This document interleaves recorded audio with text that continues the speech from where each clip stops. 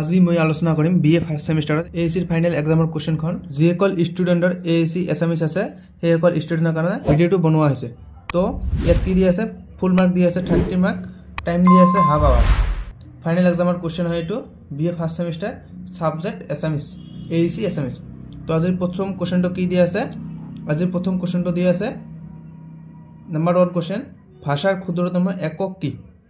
ভাষাৰ ক্ষুদ্রতম একক কি? ইয়ার অ্যান্সার আছে ধ্বনি।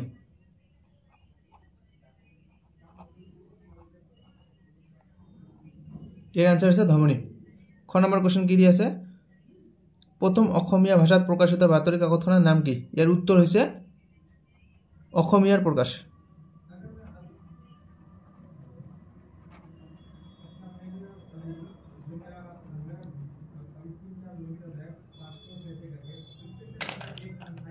ইয়াৰ উত্তৰ হচ্ছে অসমীয়াৰ প্ৰকাশ। এইটো 1846 সনত প্ৰকাশিত কৰা হয়েছিল। চনটো এবাৰ আহিব পাৰে, 1846 ইয়াক প্রকাশিত করা হয়েছিল। 3 নম্বর কোশ্চেন কি দিয়ে আছে, গ নম্বর কোশ্চেন, ভাষা শব্দটো সংস্কৃত ভাষার কি শব্দৰ পৰা আহিছে? ইয়াৰ উত্তৰ হচ্ছে, এৰ উত্তৰ মই দিয়ে দিছো, সংস্কৃত শব্দ ভাষ শব্দৰ পৰা আহিছে। ভাষা শব্দটো সংস্কৃত শব্দৰ ভাষ শব্দৰ পৰা আহিছে। এৰ উত্তৰ হচ্ছে এইটো, সংস্কৃত শব্দ ভাষ শব্দৰ পৰা আহিছে। তাৰপৰ ঘ নম্বৰ কি কৈছে, জ্যোতি কি? ইয়াৰ উত্তৰ দিয়ে দিছে, ইয়াৰ উত্তৰ হচ্ছে বিশ্ৰাম। বুঝিব পাৰিছা না? ইয়াৰ উত্তৰ হচ্ছে বিশ্ৰাম। শেষৰ কোশ্চেনটো কি দিছে, আবেদন কেই প্রকার? ইয়াত অকণ কেই প্রকারের কথা কৈছে, গতিকে আবেদন 2 প্রকার। এইটো দিলে 1 মার্ক আমি পাই যাম। 2 নম্বর কোশ্চেনবার কি দিয়ে আছে, 2 নম্বর কোশ্চেনবার আলোচনা কৰিম। ইয়াৰ প্ৰথমটো কোশ্চেন কি দিয়ে আছে, অসমীয়া ভাষাৰ অন্তর্জ বর্ণ দুটার নাম কি? এটা হচ্ছে অন্তঃস্থীয় জ আর এটা হচ্ছে ওয়াব। এই দুটা লিখিলে 2 মার্ক পাই যাবা। খ নম্বর কোশ্চেন কি দিছে, আবেদন কেই প্রকারের আর কি কি? আবেদন 2 প্রকারের। মই উদাহরণ দুটা দিয়ে দিছো। এটা হচ্ছে ব্যক্তিগত আবেদন, লিখি দিছো ব্যক্তিগত আবেদন, আর 2 নম্বর হচ্ছে আনুষ্ঠানিক আবেদন।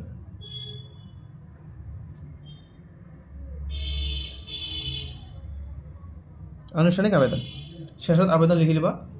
ইয়ার পিছত কোশ্চেন কি দিয়ে আছে, গ নম্বর কোশ্চেন, নিবিদা লিখনের 2টা বৈশিষ্ট্য লিখা। ইয়ার উত্তর হচ্ছে, এটা হচ্ছে কি কৈছে, নিবিদা লিখনের 2টা বৈশিষ্ট্য লিখা। মই উত্তর দুটা লিখি দিছে। এটা হচ্ছে স্পষ্টতা,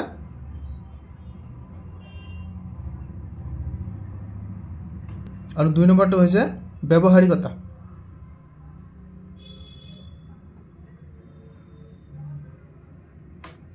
ইয়ার পিছত কোশ্চেনটো কি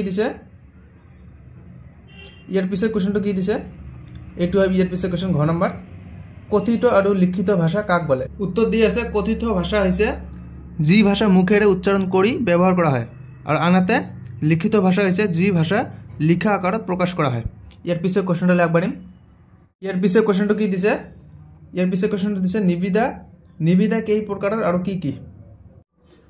নিবিদা 3 প্রকারের হয়। প্রথমটা হচ্ছে খোলা নিবিদা, দ্বিতীয়টো হচ্ছে বন্ধ নিবিদা, তৃতীয়টো হচ্ছে চুক্তিভিত্তিক নিবিদা।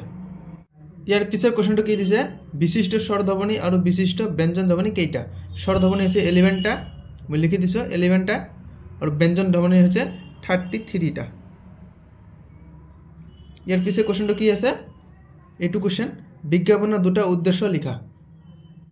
এর উত্তর হচ্ছে, প্রথমটো হচ্ছে উৎপাদনের বিক্রি বৃদ্ধি, আর দ্বিতীয়টো হচ্ছে জনপ্রিয়তা অর্জন আর ব্র্যান্ড পরিচয় সৃষ্টির উদ্দেশ্য।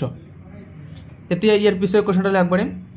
ইয়ার পিছের কোশ্চেনটো কি দিছে, ইয়ার পিছের কোশ্চেন এইটো হয়, কৃত প্রত্যয় কাক বলে? উদাহরণ দিয়া। ইয়ার উত্তর হচ্ছে, কৃত প্রত্যয় হচ্ছে একটি শব্দাংশ যি মূল ধাতুর সহিতে যুক্ত হয়ে নতুন শব্দর সৃষ্টি করে। এক্সাম্পলটো দেখুৱাই দিছো। প্রথমটো কি দিয়ে আছে, ক দিয়ে আছে পাঠ যোগ ক পাঠক, দ্বিতীয়টো কি দিয়ে আছে পণ, বন্ধ যোগ পণ বন্ধন।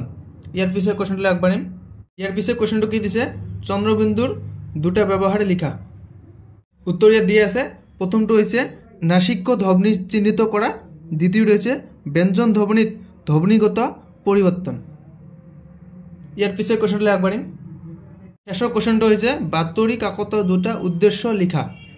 উত্তর ইয়াত দিয়ে আছে, প্রথমটো হচ্ছে তথ্য প্রচার আর জনসাধারণক অবগত করা, দ্বিতীয়টো হচ্ছে মনোভাব গড়ার উদ্দেশ্য প্রচার। 3 নম্বৰত কি দিয়া আছে যিকোনো 3টা প্ৰশ্নৰ উত্তৰ লিখা 5 মাৰ্ক কৈ দিয়া আছে যিকোনো 3টা লিখিবলৈ কৈছে প্ৰথমটো কি দিয়া আছে অসমীয়া ভাষাৰ জ্যোতি চিহ্নৰ ব্যৱহাৰ সম্পৰ্কে আলোচনা যোগত কৰা দ্বিতীয়টো কি দিয়া আছে শব্দ বিভক্তি বুলিলে কি বুঝা কাৰক বিভক্তিৰ এখন তালিকা প্ৰস্তুত কৰা তৃতীয়টো কি আছে মহাবিদ্যালয়ৰ পুথিভঁৰাল সুব্যৱস্থাৰ বাবে অধ্যক্ষ মহোদয়লৈ এখন আবেদন লিখা চতুৰ্থটো কি দিয়া আছে কথনগত দক্ষতা বুলিলে কি বুঝা কথনগত দক্ষতাৰ বৈশিষ্ট্যসমূহ আলোচনা কৰা পঞ্চমটো কি দিয়া আছে তোমাৰ অঞ্চলৰ বাটপথৰ মেৰামতিৰ বাবে অনুৰোধ জনাই লোক নিৰ্মাণ বিভাগৰ কাৰ্যবাহী অভিযন্তালৈ এখন আবেদন লিখা শেষৰটো কি আছে ভাষাৰ শুদ্ধ উচ্চাৰণ সম্পৰ্কে বহলাই আলোচনা কৰা তো আজিৰ ভিডিও এইখিনিয়ে যদি ভিডিওটো ভাল লাগে এটা লাইক কৰিব আৰু চেনেলটো সাবস্ক্ৰাইব কৰিবলৈ নাপাহৰিব